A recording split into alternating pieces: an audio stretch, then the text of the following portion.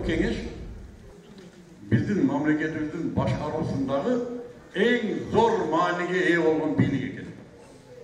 Биз ушу Жогорку Кеңешти эл, бийлик элдин колунда. Эл бирден бир түзүлдүр шайлай турган мамлекет башкаруучусу, мамлекеттин ээси болгон Жогорку Кеңешти шайлабай калтырбыз турганда. 5 жылда бир келет, балет бийле десең балет бийле берет, намаз оку десең намаз окуйт, тыйын берсең тыйынын берет, бирок кое тур, аерге ким барат? Неге кетип атасың аерге? Бизди кантип башкарасың деп сурап турбуз. Натыйжада ушуга жеттик, жана бизден бурда чыгып сүйлөгөндөр айтты, атын эптеп жазылбагандар барып калыптыр. Койчу ким керек деген сөз бардыгын түшүндүрөт, билесиздер. Акыры өзүбүз да иренжип калдырбыз. Болбой калды, булар жарабай калды дейбиз. Мына мен жана уктум. Дагы эле кээ жерде акча сурайт. Бересиңер, бербейсиңер. Маселе бизде болуп атты. Өткөндө Садыр Жапаров жакшы бир сөз айтты.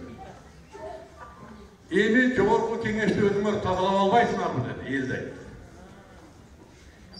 Мен ушул нерсени мындай бир көңүлүм көтөрдү. Баары бир бийликтин ээси эл.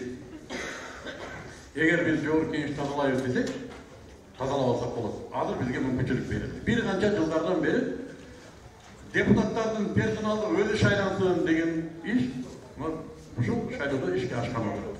Эми мында да тумандар дагы өкмөттүн ким болсо бара берсин, тыйынын берсе болду, же болбосо шайлоого келбей коюп. Дагы да болбос адамдар өтүп калса, андан ары билбедим кандай айла болот. Мен эмне үчүн өзүм Жогорку Кеңешке барып атам? Мен өзүм үйдө балдарыма, кыздарыма телевизордан болсун, башка жактардан болсун, ушу бийликтегилерди тааныштырганга аракет кылам да.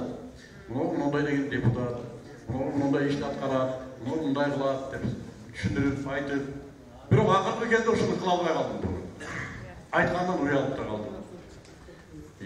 Көбүн тааныбайт экен, компетенциясы деле жетпейт экен. Кийин эми ушу неберелерибиз биздин чоңодон ушинтип жүргөн киши экен, эмне үчүн ушу мамлекет оңдоонго барбады дебесин деп чыгып атабыз.